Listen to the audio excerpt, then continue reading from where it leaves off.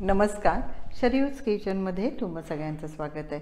शरीयूज किचनमध्ये आपण मुलांना लागणारे हेल्दी फूड आहे ते दाखवतोय. त्यासाठी आता एक मस्त थिक शेक दाखवणार आहे, ते म्हणजे चॉकलेट फ्लेवर असलेलं रामफळाचं शेक. तर त्यासाठी काय काय घटक पदार्थ लागणार आहे ते बघूया. मार्केटमध्ये आता छान फ्रेश रामफळं यायला लागलेली आहेत. असं हे एक पिकलेलं रामफळ घ्यायचं आहे. त्याचबरोबर फ्रीजमध्ये थंड करून घेतलेलं दूध घेतलेलं आहे, पिठी साखर आहे आणि चॉकलेट सिरप आहे. ह्याचं सगळ्याचं प्रमाण मी तुम्हाला डिस्क्रिप्शन बॉक्समध्ये देते. आता आपण पुढची कृती करायला घेऊया. असं अर्ध रामफळ कट करून घेतलेलं आहे आणि त्याचा गर छान पिकलेला आहे. तर हा गर आपण काढून मिक्सरच्या भांड्यात घ्यायचा.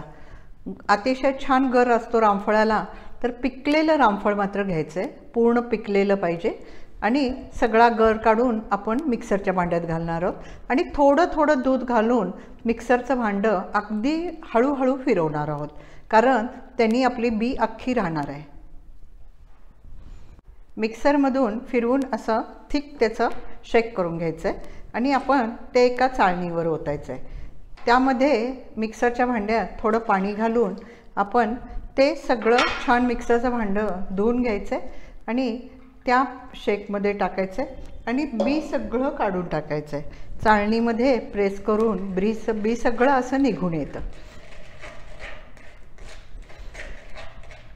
ह्याप्रमाणे सगळे बी छान निघून येतात आणि आपला थिक शेक असतो तो भांड्यामध्ये खाली पडतो.